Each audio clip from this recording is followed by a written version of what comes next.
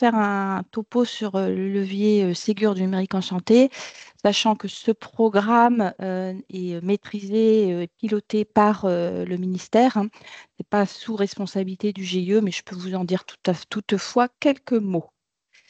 Ce programme permet donc aux éditeurs et aux professionnels de santé surtout de s'équiper donc de logiciels. Et donc ces logiciels doivent être référencés Ségur. Donc ça veut dire que les éditeurs suivent une procédure de référencement auprès de l'ANS. Et il y a eu il y a plusieurs vagues, il est structuré en plusieurs vagues. La première vague, je dirais aujourd'hui, elle est un peu derrière nous, elle n'est pas vraiment complètement derrière nous, mais en tout cas pour les éditeurs ont déjà fait, je veux dire, le travail.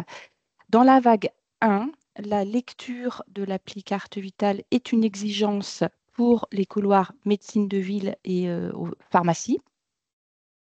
Donc, tous les professionnels de ces couloirs qui sont équipés d'un logiciel référencé Ségur sont aptes à lire l'appli carte vitale. Et donc, dans la vague 2, qui est en préparation depuis de nombreux mois, qui se travaille via plein de réunions pilotées par le ministère, il est prévu qu'il y ait aussi ce même type d'exigence, donc obligation de savoir lire l'appli carte vitale parce qu'il faudra être en addendum 8. Et donc tout ça, c'est pour les couloirs donc radiologie, sur les couloirs médecine de ville et pharmacie également pour ceux qui n'auraient pas participé à la vague 1, on va dire. S'ils participent à la vague 2, ils auront également ces exigences de lecture de l'appli carte vitale.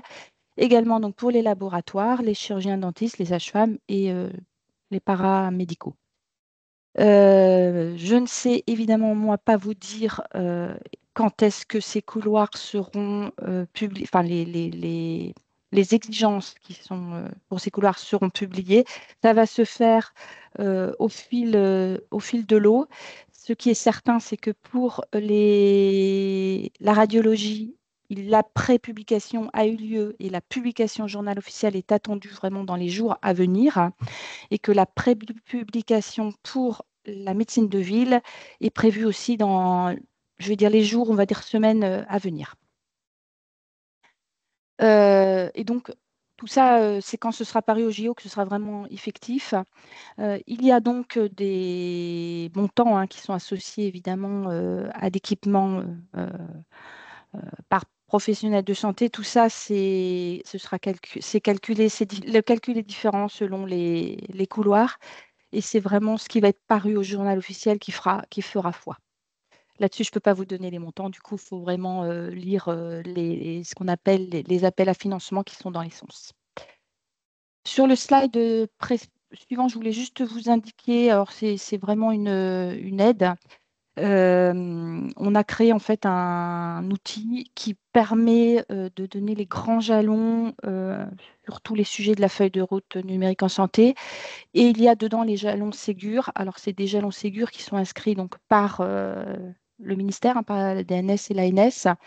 Et donc, vous pouvez, grâce à cet outil qu'on met à jour régulièrement avec tous les acteurs du numérique en santé, enfin les institutionnels. Et donc, sur cette URL-là, vous avez les jalons qui sont prévus pour le Ségur du numérique en santé. Là, je n'ai mis que Ségur du numérique en santé, mais il y a d'autres jalons, bien sûr, sur la facturation, etc., qui peuvent parfois vous être utiles. Et du coup, c'est tout ce que j'avais à dire pour le Ségur. Mais s'il y a quelques questions que je peux répondre, je le ferai avec plaisir. Alors, on va laisser la parole à Madame Moussabou. Oui, Bonjour. Hermine de la société Mondiale.com. Bonjour. En fait, justement, je souhaiterais savoir comment ça se passe pour un cabinet où j'ai, par exemple, 6 praticiens. Donc, en ce qui concerne la subvention, ce serait 6 praticiens, donc c'est des lecteurs, ce serait remboursé par rapport aux 6 praticiens ou c'est juste un seul lecteur qui devait être remboursé? En Alors, fait, je c'est la vais question qui m'est juste. posée à Oui, chaque fois. je m'excuse, j'ai pas été, je ne l'ai pas dit d'ailleurs, donc c'est normal, Ouais. vous savez pas. Le Ségur, il est pour l'équipement du logiciel, D'accord, ok. pas du lecteur. Le lecteur, je pense qu'on va vous en parler après. Ah, ok, merci beaucoup. Voilà, c'est vraiment le logiciel. Mm. Ok, merci. Alors, le Alors, logiciel, mais pas seulement, on demande aux éditeurs, enfin, le Ségur demande qu'il n'y ait pas, il y a le logiciel, mais il y a aussi l'accompagnement, la formation, l'installation, bien sûr, euh, euh, et donc la formation aux professionnels de santé. Mm. mhm. On a Monsieur Clabot qui pose la question suivante. Le cahier des charges Ségur vague 2, V2, pardon, couloirs paramédicaux n'est pas validé, finalisé, sauf erreur de ma part. Donc, comment en faire un levier financier pour les paramédicaux pour 2025? Alors, c'est exact, c'est pas finalisé. Là, je ne sais pas répondre. Moi, ce que j'ai envie de vous dire, c'est que dans tous ces couloirs, il y aura la nécessité en fait de faire la nanomite et la lecture de la picarde vitale. Vous l'avez compris, la carte vitale, la picarde vitale, pardon, ramène, enfin, oui, ramène l'INS, et ça, c'est comment dire ça, un levier important pour les professionnels de santé parce que la qualification de l'INS va s'en trouver très, très, très simplifiée, voire devenir presque transparente. Et donc, voilà, j'ai envie de vous dire, euh, il f- il f- il f- dans tous les cas, c'est un peu inéluctable. Il faut vraiment développer l'intégration de la lecture de l'appli carte vitale. Ok. Est-ce qu'il y a d'autres questions? Quelqu'un veut prendre la parole sur ce sujet Ségur? On passe à la suite alors. Là, je vais redonner la parole. Merci Laure. Je vais redonner la parole à Chloé, qui représente donc la CNAM ici à cette réunion. Si tu veux, Chloé, je te laisse prendre le relais. Oui, merci.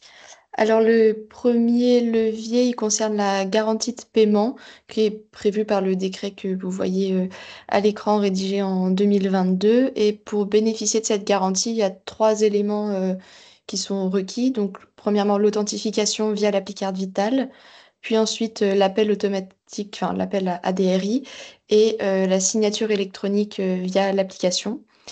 Et à terme, cette garantie de paiement, elle sera intégrée dans les conventions médicales. Ensuite, pour les médecins libéraux, enfin médecins généralistes, ils bénéficient d'une rémunération forfaitaire via le forfait structure, avec un montant de 280 euros versé dès la première FSE réalisée avec l'appli Carte Vitale. À noter aussi qu'à partir de 2026, ce forfait structure il sera remplacé par la dotation numérique et la nouvelle rémunération sera de 140 euros après la première FSE appli Carte Vitale réalisée. Donc en 2026 et payable en 2027. Et vous aurez aussi l'ensemble des liens vers les textes originaux sur le support. Ils sont déjà présents. D'accord, Chloé. Et tu peux bien me confirmer que les médecins spécialistes sont concernés aussi, parce que tu as parlé des médecins généralistes, les médecins spécialistes sont aussi concernés par Ouais, c'est ce tous slide. médecins Oui, libéraux. Ouais. d'accord. Ok, très bien. Donc, Euh, oui, je te laisse continuer. oui, donc là, ça concerne la dotation numérique qui viendra remplacer le forfait structure en 2026. Donc il y a des indicateurs socles qui doivent tous être validés pour permettre d'accéder aux rémunérations et des indicateurs optionnels qui permettent d'obtenir une rémunération supplémentaire en fonction des cibles atteintes. Donc comme je disais, euh, j- jusqu'en 2025, il y aura 280 euros, puis à partir de 2026, ce sera 140 euros dès la première FSE.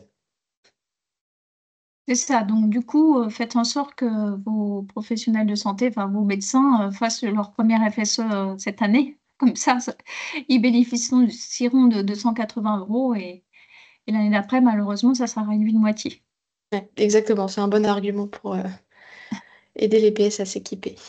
Alors, on a bien mis tous les liens hein, de manière à ce que vos équipes commerciales puissent s'appuyer sur des textes hein, pour justifier ces aides. Dans les centres de santé, je te laisse continuer. Oui. Alors, pour les Chloé? centres de santé, il y a aussi une aide de 280 euros qui est prévue. Cette fois-ci, c'est 280 euros par ETP médecin dans la limite de 20 ETP, donc équivalent temps plein. Et cette rémunération, elle est intégrée dans l'accord national des centres de santé avec d'autres critères tels que la télétransmission, le remplissage du DMP et du coup l'appli carte vitale. Et vous avez aussi le lien sur le support si vous voulez avoir plus d'informations par la suite. Chloé, tu confirmes que c'est que pour les médecins généralistes dans les centres de santé? Si on a des médecins spécialistes, alors je sais pas s'il y il y en a sûrement dans les centres de santé, eux, ils n'ont pas le droit ce C'est n'est vrai que pas là, j'ai ouais. marqué médecin généraliste, mais il me semble que c'est libéraux. Faut que je confirme. Je peux pas affirmer pour sûr, mais ouais. Bon. Si tu peux récupérer l'info, on Ouais, complétera, mais il me semble que c'est bon, je tout pense que type de c'est médecin, libéraux généraliste et aussi. Ouais, spécialiste. Mais c'est vrai qu'il n'y a pas énormément de spécialistes dans les centres de santé, sauf erreur de ma part, mais bon, il faut quand même étudier la question, donc ok. Pour les pharmaciens, Oui, alors pour les pharmaciens, il y a une aide spécifique prévue dans le cadre de la Convention nationale des pharmaciens, avec une aide de 50 euros pour la première année, dès la première FSE réalisée avec l'appli Carte Vitale. Puis ensuite, sur les années suivantes, l'aide elle est conditionnée à la réalisation d'un taux de 5% de FSE réalisé. Donc cette aide, elle vient aussi en complément du montant qui est versé lors de la transmission des FSE, qu'elle soit réalisée via la carte vitale ou l'appli carte vitale. Et ce montant versé, il dépend aussi du taux de FSE transmise. Donc c'est pour plus de 95% de FSE, on a 7 centimes par FSE. Et en dessous, on est à 0,064 centimes. d'accord. Je vois que Monsieur Franck Sax, excusez-moi, je n'arrive pas à bien prononcer votre nom. Si vous voulez prendre la parole, vous avez une question? Monsieur Franck, Oui, bonjour, merci. En fait, je l'ai mis dans le chat. Je voulais ah, avoir des ok. précisions sur Ouais. sur ce qu'est exactement la garantie de paiement.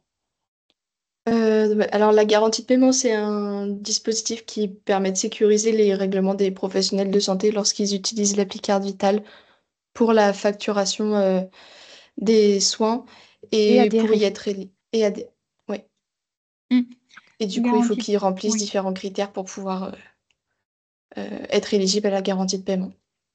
Et surtout pour ceux qui font de l'avance de frais, donc ceux qui font du tiers payant finalement, hein, Oui, on leur assure une garantie de paiement. C'est bien ça ou je me oui, trompe? c'est ça. Mes collègues, dites-moi si je me trompe pas. Voilà. Et c'est vrai qu'on a des catégories de PS qui font quand même beaucoup de tiers payants, donc c'est utile de savoir qu'il y a une garantie de paiement dans ce cas-là. On a fait le tour. Est-ce qu'il y a des questions? Monsieur Alexandre Knitel, si vous voulez. Oui, bonjour. On a parlé beaucoup là des médecins et des pharmaciens. On sait qu'on ne connaît pas encore les montants des aides pour les autres professionnels de santé. Maintenant, on voit que sur le calendrier en 2026, les aides sont divisées par deux. Donc, est-ce qu'on a une garantie que le décret qui devrait paraître au JO arrivera assez rapidement pour que les autres professionnels de santé puissent bénéficier éventuellement des aides maximales plutôt que d'aides symboliques? Loïs, La question, c'est est-ce qu'il y aura d'autres aides prévues? Ben, des aides pour les autres professionnels de santé et des aides maximales, soit prolongées sur 2026, puisque du coup, ne connaissant pas le montant de ces aides au jour d'aujourd'hui, le- Ouais, donc à ce... les semaines vont vite filer et il faut que les professionnels de santé s'équipent. Voilà, donc Oui. tout ça va prendre du temps. Donc, Donc c'était de savoir si effectivement, si on est sur un petit peu la même chronologie, à savoir, vous avez une aide maximale si vous faites une première feuille de soins électronique en 2025. S'ils ne peuvent pas s'équiper avant septembre ou octobre, ça peut être compliqué. oui, bah, à ce jour, c'est vrai que là, les seules aides, c'est celles qui ont été présentées. Donc, c'est pour les pharmacies, les médecins libéraux. Et elle est valable pour tous les professionnels de santé, quelle que soit la date à partir de laquelle ils peuvent s'équiper. oui, alors c'est toujours la même question. Pourquoi les médecins, les pharmaciens et pas les autres? Bon. En fait, Euh, on peut, parce que là, effectivement, on ne peut pas vraiment répondre à ça, mais ce qu'on peut quand même dire, c'est que ces aides-là, elles sont négociées, je ne sais pas si c'est le bon terme, mais enfin, en tout cas, elles Oui, sont échangées, discutées dans les avec discussions les différentes branches. conventionnelles. On est Voilà. d'accord. Et donc là-dessus, bah, là, vraiment, nous, on a un peu que je dire, D'accord. ça se passe ailleurs quoi, que ici. Et il Oui. faut revenir vers la convention, finalement, et les discussions conventionnelles entre les représentants de chaque catégorie et l'assurance maladie. Enfin, Oui, le calendrier sera renégocié branche par branche, en fait. bah, Ok. ouais, là, nous, je pense qu'on peut pas en dire plus autour de la table, je Oui, pense pas. Enfin, à moins que quelqu'un de la CNAM non, puisse non, non. préciser, mais je crois pas. Hein. Donc, j'ai une autre personne, Monsieur Migaud, si vous voulez parler. Oui, bonjour. Je voudrais juste Bonjour. revenir sur le lecteur DC300. C'est quoi son problème exactement? DC300 Pro, Étienne, si tu veux, C'est que le pro qui reviens. posait problème? Oui, alors en effet, le problème vient uniquement du DC300 Pro et D'accord. avec la carte CPS, en fait, on a un souci au niveau de la facturation. Donc, c'est une nouvelle un peu toute fraîche là. Donc, D'accord. on est en train de travailler là avec l'industriel pour corriger le problème. Donc, c'est pour ça, enfin, bon, on vous le répète assez souvent. Donc, vous, de votre côté, en tant qu'éditeur, n'hésitez pas à tester les lecteurs et aller jusqu'au bout. Oui, justement, on a le DC300 tout court, on n'a pas le Ouais, pro et non, le celui-ci pose pas de DC300, problème. non, il n'y a aucun problème. En fait, c'est uniquement avec la CPS V3. Voilà, la V3 qu'on rencontre un problème au moment de la signature de la FSE. Voilà. Donc D'accord, c'est ok, peut-être un problème crypto. Enfin voilà, pour le moment, voilà, donc on a contacté le Districode, on leur a demandé donc d'appeler également tous les revendeurs, en tout cas avec qui ils avaient déjà fourni des lecteurs, pour leur dire de ne pas les distribuer en l'état. Mais on vous fera part de toute façon de l'information dès qu'on aura plus d'infos, quoi. D'accord. Et j'élargis un tout petit peu la question, savoir si vous avez eu des bruits sur le crypto 522, le tout dernier, il n'y a pas de problème sur le terrain? Peu Non, importe je le ne crois pas. lecteur, non? D'accord, Non. ok. Non, non. Alors on Bah, travaille nous de merci. notre côté activement justement avec les équipementiers, bah, voilà, pour qu'ils fassent des tests avec des CPS V4, avec bien sûr la nouvelle crypto, que ce soit en mobilité et donc pour tout ce qui est dispositif intégré, également tout ce qui est TL et TLA. Donc pour le moment, D'accord. TLA, il n'y a aucun souci. Il n'y a qu'au niveau du DI où en effet ils doivent normalement réaliser des modifications, mais en tout cas, pour les deux grands équipements, enfin en tout cas les deux grands équipementiers historiques, à savoir Capel et Olakin, de leur côté, c'est géré. Voilà. Très bien, merci. On va revenir merci Étienne, dans les aspects un petit peu financiers. Alors, on a plusieurs questions. Est-ce que la garantie de paiement n'existait-elle pas avec la carte à puce? Bah, si, elle existait déjà, à condition d'appeler ADRI. Est-ce que mes collègues confirment? Sébastien, alors, Il n'y avait pas besoin d'ADRI, il fallait avoir des droits à jour dans la carte vitale physique, puisqu'il y avait des droits dans la carte vitale physique, chose qu'il n'y a pas dans l'appli carte vitale, c'est pour ça qu'on a rajouté ADRI dans l'appli carte vitale. ADRI pouvait être un complément de la carte vitale physique, mais si les droits étaient à jour, la garantie de paiement marchait aussi. ok, merci Sébastien. AME, pas d'AppCV. Alors, quelqu'un a posé, Monsieur Lartigot, est-ce que vous pouvez être plus clair dans la formulation de votre question? Parce que là, je ne vois pas trop. Est-ce que vous voulez dire que les aides médicales d'État n'ont pas d'AppCV, c'est ça? Monsieur Lartigot, est-ce que vous pouvez prendre la parole, que je comprenne votre question? Oui, c'était une question sur l'aide médicale d'État. J'imagine que Oui. c'est pas dans le dispositif de l'appli carte vitale.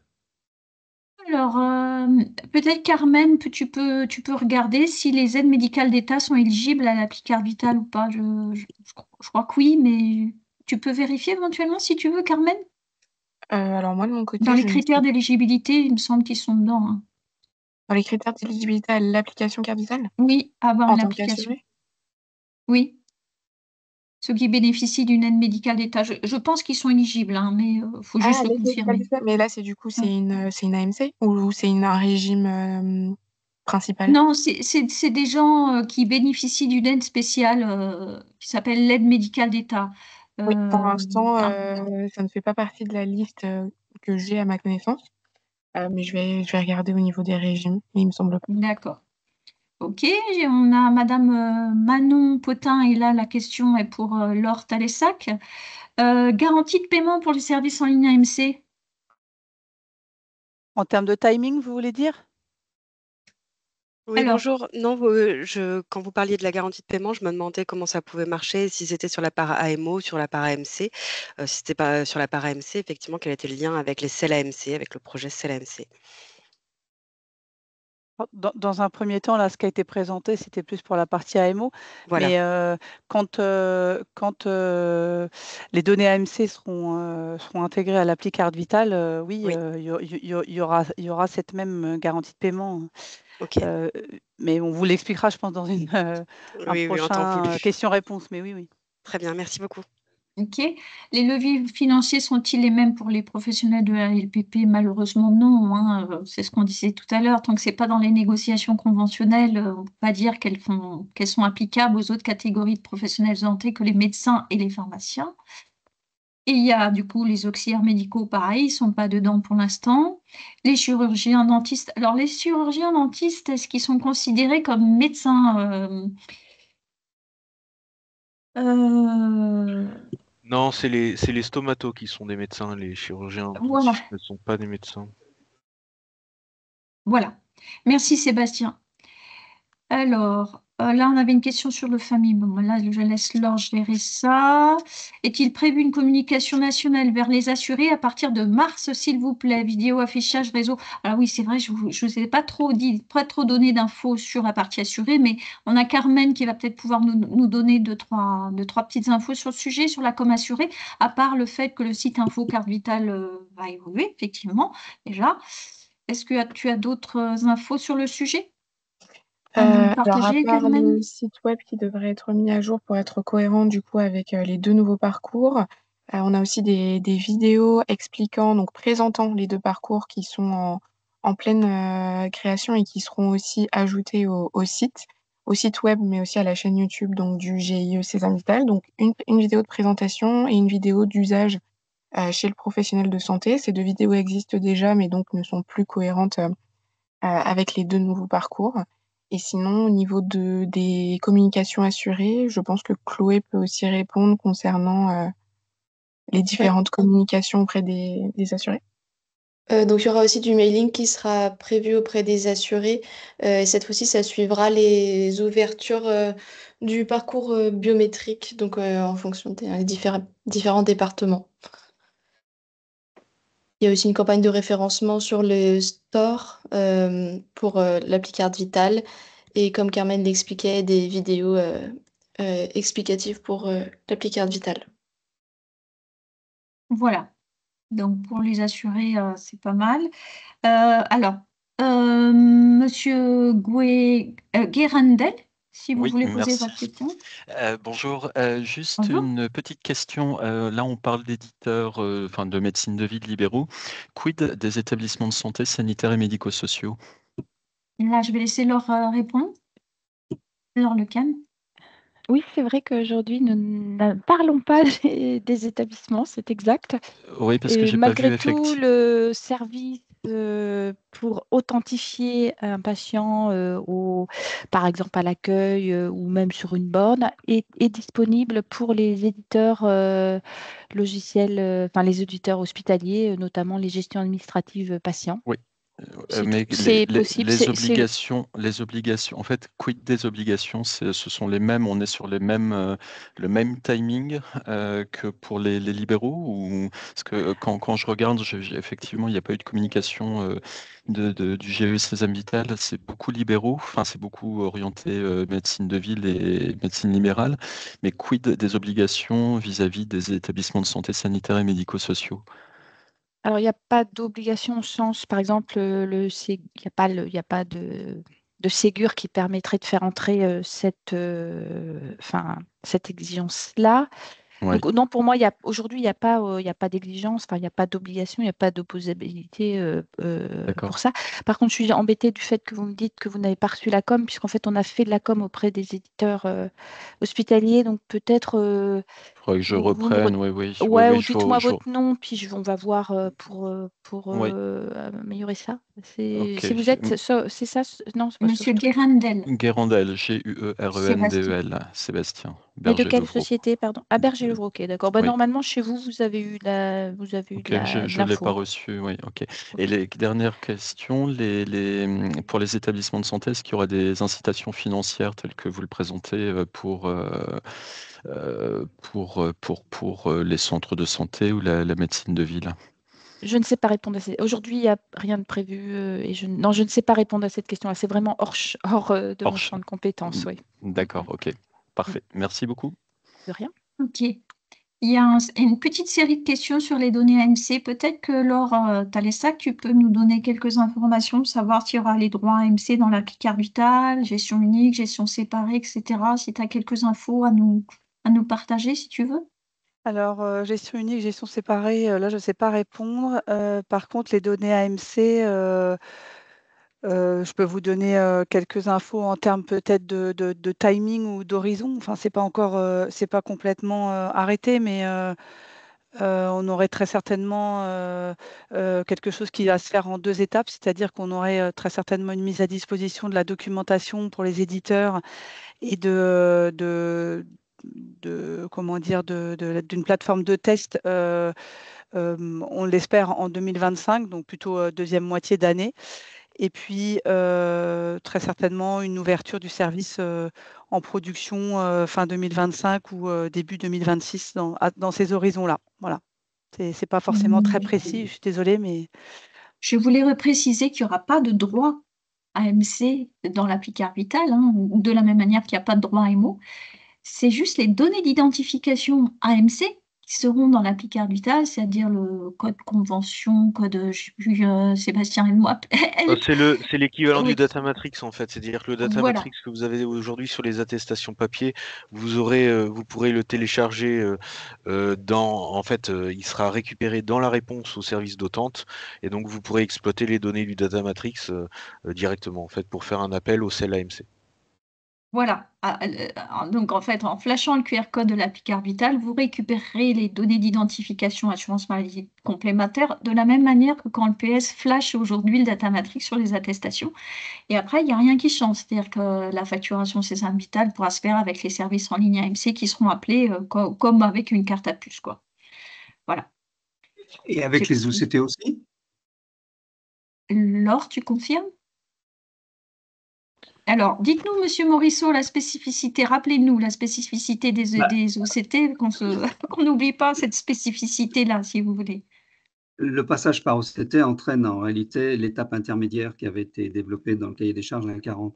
Donc, en fin de compte, il n'y a pas d'agrément pour les pharmaciens aujourd'hui sur le tiers payant AMC du GIE Sésame Vital. Donc, au vu de ce que vous voulez dire, à mon humble avis, ça ne pourra pas marcher pour l'instant. Bon, Laure, ce que je propose, c'est qu'on fasse une réunion avec Monsieur Morisseau qui nous explique tout ça avant de proposer nos SFG, nos guides aux éditeurs, si tu veux. oui, en effet, parce que là, j'ai pas la réponse comme ça, Voilà. mais oui, Ok. avec plaisir. À étudier, on reviendra vers vous du coup. Alors, les Pour la OCT, c'est prochaine fois, sur tous pour la les prochaine fois. pharmaciens, hein. Ouais. Pour la prochaine fois. Pour la prochaine fois. Ok. On Il n'y a pas va d'urgence, essayer de voir ça. il y a pas d'urgence hein, pour l'instant. Non, bah, tant qu'on n'a pas livré, non, mais par contre, faut bien qu'on étudie ce sujet, pas oublier ça dans les specs qu'on va livrer, ouais, si on veut que ça se déploie derrière. Merci pour votre remarque, Monsieur Morisseau. Monsieur Migo, si vous voulez prendre la parole et poser votre question. Oui, non, c'était juste pour faire une remarque. Je voulais rebondir sur la personne qui n'avait pas reçu la communication. Je ne sais pas si c'est ici le plus approprié, mais il y a énormément de communications qui tombent en quarantaine. Donc nous, on a un compte professionnel Outlook et je ne sais pas pourquoi, depuis plusieurs mois, il y a énormément de communications qui tombent en quarantaine. Donc quand on lit les messages envoyés par Outlook qui nous dit que c'est en quarantaine, on peut quand même lire le mail parce qu'on le sort de la quarantaine, mais si on ne fait pas gaffe, bah voilà.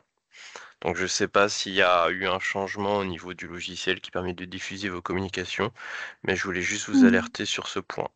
Merci. Donc, on va en parler à la personne qui s'en occupe. Merci. Vous Avez-vous utilisez une- quoi comme domaine? Vous utilisez Outlook comme domaine ou vous avez un domaine à vous? On a un Pas de domaine à message. nous, mais c'est Outlook qui... Enfin, c'est Office 365. D'accord, on va regarder ça. Merci. Et notre domaine, c'est @visiodun.com. D'accord. D'accord. Alors là, il y avait une question. Avez-vous une date pour le début de la vague du Ségur pour les dentistes?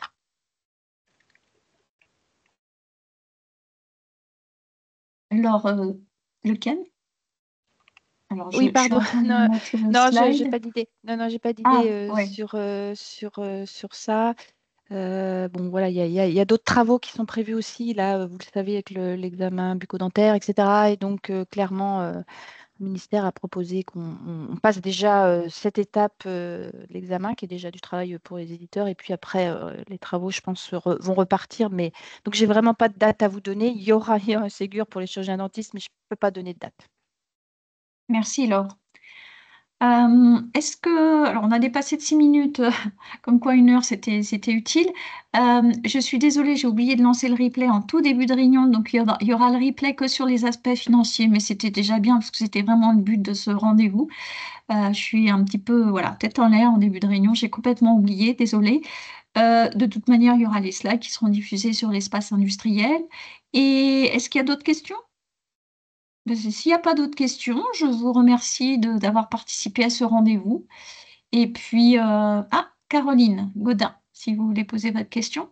La dernière petite question. Oui, j'ai une question. C'est par rapport au fonctionnement de l'application Carte Vitale en centre de santé. Exact. Nous, on a on n'arrive pas à comprendre la cinématique, parce que l'appli va être finalement scannée à l'entrée par l'accueil, mais le patient, le temps qu'il fasse son circuit, en fait, quand il va revenir, l'accueil aura déjà scanné d'autres applications Carte Vitale, du coup, le contexte sera détruit. Et donc, il va falloir qu'il représente à nouveau son appli Carte Vitale à l'accueil pour la facturation. Donc, c'est pas très fluide. J'aimerais bien que ce soit clarifié si vous avez des éléments pour nous aider pour ça. Vous n'êtes pas le seul éditeur à nous avoir remonté ce genre d'informations-là. On a un sujet en cours sur les centres de santé qu'on travaille ici au GIE et qu'on présente à la maîtrise d'ouvrage. Peut-être Laure Lequem, si tu veux dire 2-3 mots sur le sujet pour... Voilà, si tu voulais dire 2-3 mots, je te vois prendre la parole. Donc, non, mais en fait, je vais rien dire de plus que toi. On est bien d'accord, hein, Caroline, qu'effectivement, il y a un sujet autour de ça, qu'il faut qu'on le creuse et que justement, c'est en cours d'instruction. Et donc, on viendra vers vous, effectivement, quand on en saura un petit peu plus. Pour l'instant, là, on n'a pas de résultat encore de l'étude et puis on doit aussi la partager avec mes trucs. Donc, on a conscience qu'il y a quelque chose à faire et on creuse pour l'instant. D'accord, Voilà. merci beaucoup, parce que j'avais peut-être raté un truc. Donc... Non, pas du tout. Hein. Vous n'êtes pas la seule. Monsieur Angeletti nous a remonté l'info aussi, puis d'autres éditeurs. Non, il n'y a pas de souci. Ok. Merci beaucoup. Merci à tous. Et puis, rendez-vous au prochain deuxième jeudi du mois de mars. Je ne sais plus quelle date ça tombe, mais voilà, on vous enverra des petits mails de rappel. Merci à tous pour vos contributions. À bientôt. Merci. Au revoir. Merci beaucoup. Au revoir. Au revoir. Merci, au revoir.